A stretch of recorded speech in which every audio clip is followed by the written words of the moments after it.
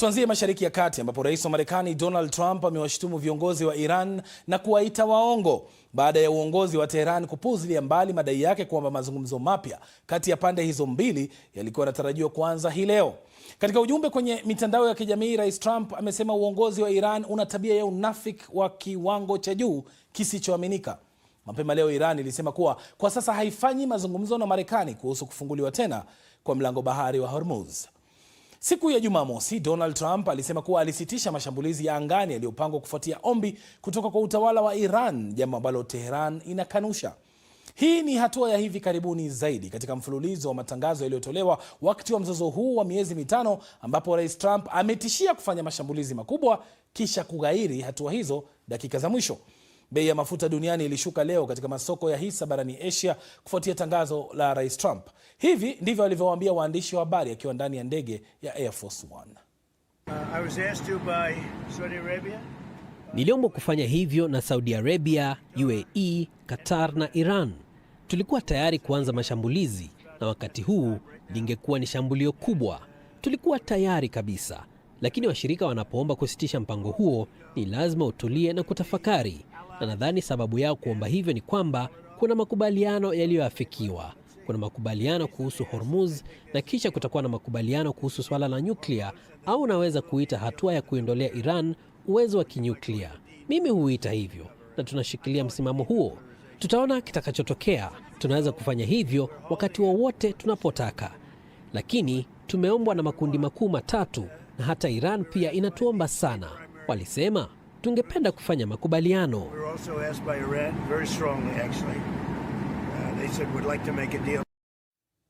Wakati huo huo, Iran imesema kuwa iko katika mkondo wa kukamilisha mchakato wa makubaliano kuhusu jinsi Omani itakavyosimamia usafiri wa meli katika mlango bahari wa Hormuz. Nchi hizo mbili zinadhibiti pande zote mbili za njia hiyo muhimu ya maji ambayo imekuwa kiini cha vita kati ya Iran na Marekani.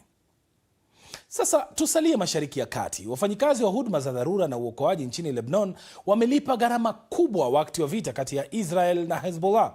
Zaidi ya watu 130 wameuawa katika mashambulizi ya Israel tangu mgogoro wa hivi karibuni zaidi ulipozuka mwezi Machi, kulingana na takwimu kutoka Wizara ya Afya ya Lebanon. Msimu huu wa joto unatimiza miaka 20 tangu pande hizo mbili zilipopigana katika vita vingine vya kikatili. Mwandishi wa BBC Arabic Kerin Torbey amekutana na mfanyikazi mmoja wa ulinzi wa raia aliyefanya kazi kwenye mstari wa mbele wa mgogoro huo na kusalia na makovu ya athari ya vita vyote viwili. Taarifa yake inawasilishwa na Leila Mohamed. Kati ya mwaka 2006 na 2026 ni miaka 20 ambapo vita vitatu vilivyoleta maafa makubwa kati ya Hezbollah na Israel na majanga na hofu zinazojirudia. Mnamo tarehe 12 Julai mwaka 2006, vita vilianza nchini Lebanon baada ya Hezbollah kuua na kumkamata wanajeshi wa Israel kwa lengo la kubadilishana na wafungwa wa Lebanon na Kiarabu walioshikiliwa na Israeli. Wakati huo Ali Safi al-Din alikuwa na umri wa miaka 19 akijitolea kusaidia katika idara ya ulinzi wa raia mjini Taya, ambapo raia walikuwa wamekimbilia kukwepa vita. Miongoni mwao walikuwa mke wake na binti yake Lynn. Katika siku ya 4 ya vita hivyo, jeshi la Israeli lilishambulia kwa mabomu jengo lililokuwa na kituo cha ulinzi wa raia mjini Taya. Lilisema wakati huo kuwa lilikuwa likilenga kituo cha Hezbollah mjini humo. Ali anasisitiza kuwa jengo hilo lilikuwa na wafanyakazi wa ulinzi wa raia na raia pekee. Nilimkuta binti yangu akiwa mikononi mwa mama yake. Kifaa cha bomu kilimpa mke wangu jeraha la mkononi. Ulionekana kama vile umekatika. Kipande kingine cha bomu kilimpiga binti yangu shingoni. Wote wawili walikuwa wameungua. Nilimbeba binti yangu. Bado alikuwa anapumua. Alikuwa amepata majeraha makubwa sana. Lynn hakunusurika. Angekuwa na umri wa miaka 21 sasa. Miaka 20 baadaye, Ali amepata msiba mwingine wenye maumivu makubwa katika vita vingine kati ya Hezbollah na Israel. Yote yalianza mnamo mwaka 2023 wakati Hezbollah ikionyesha kuunga mkono Gaza.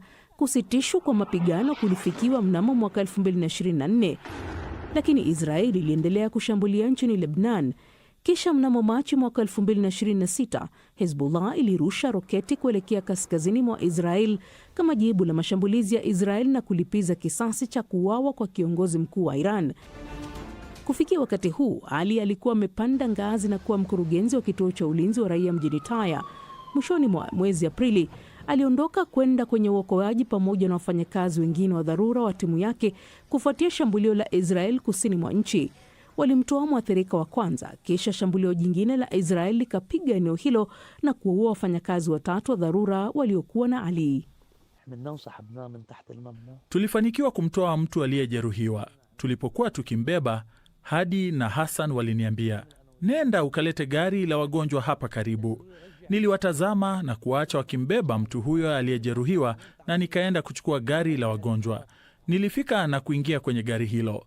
Nilitazama nyuma kupitia kioo cha gari.